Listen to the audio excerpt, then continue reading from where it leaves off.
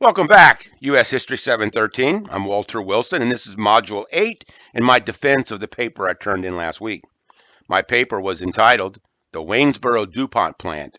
Was it good for the community, or did it do more harm than good? The significance of this research is the fact that for over 30 years, DuPont pumped mercury into the South River and contaminated it.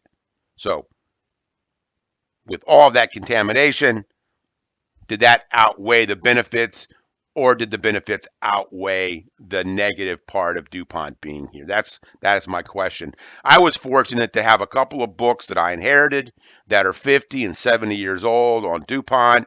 I also was able to interview two men that had over 77 combined years at the plant.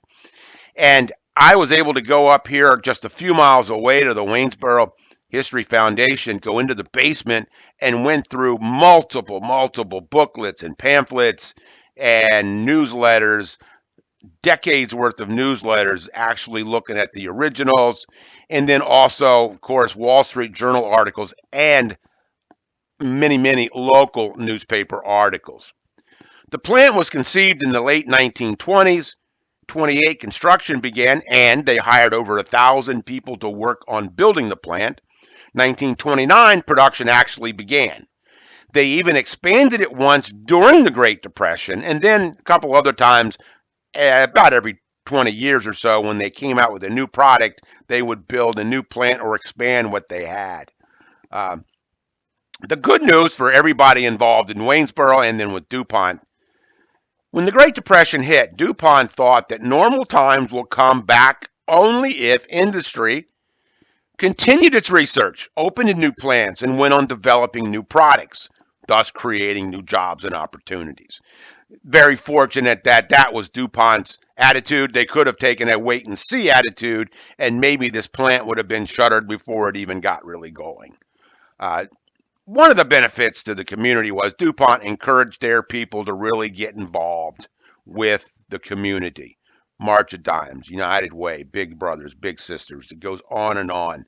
A booklet that they printed in 1979, being the 50-year anniversary, they claimed that in the last 5 years they had given over 797 just to the United Way campaigns. Plus, their people had given 2,500 pints of blood to the American Red Cross. Plus, DuPont bought goods and services from local area suppliers. There you can see in 1960, the manager is saying they had an $18.8 million payroll, but they spent over $1.2 million in the local area buying goods and services from over 200 different suppliers. And during that same time in Virginia, outside of the immediate Waynesboro area, they spent another $2 million on goods and services. They hired thousands.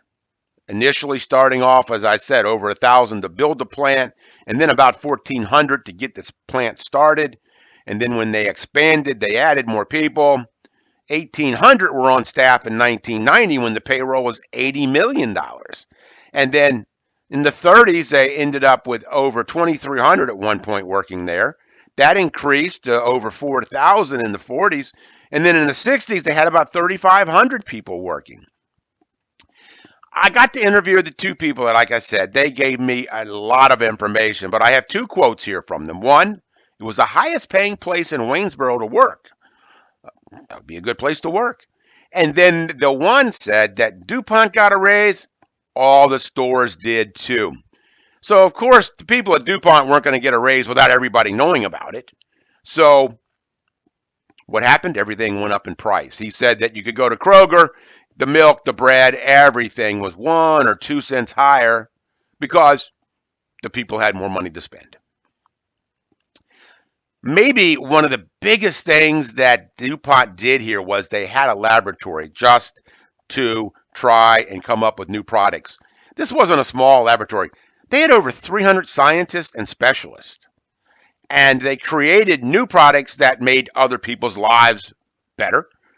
Certainly Neil Armstrong and Buzz Aldrin benefited from their work because 2 of their fibers went into their spacesuits that they wore when they walked on the moon in 1969. Now the quick part about the downside. Don't eat the fish signs. That went on for decades here. 2017, finally a federal case was settled, and ultimately DuPont paid about $50 million out.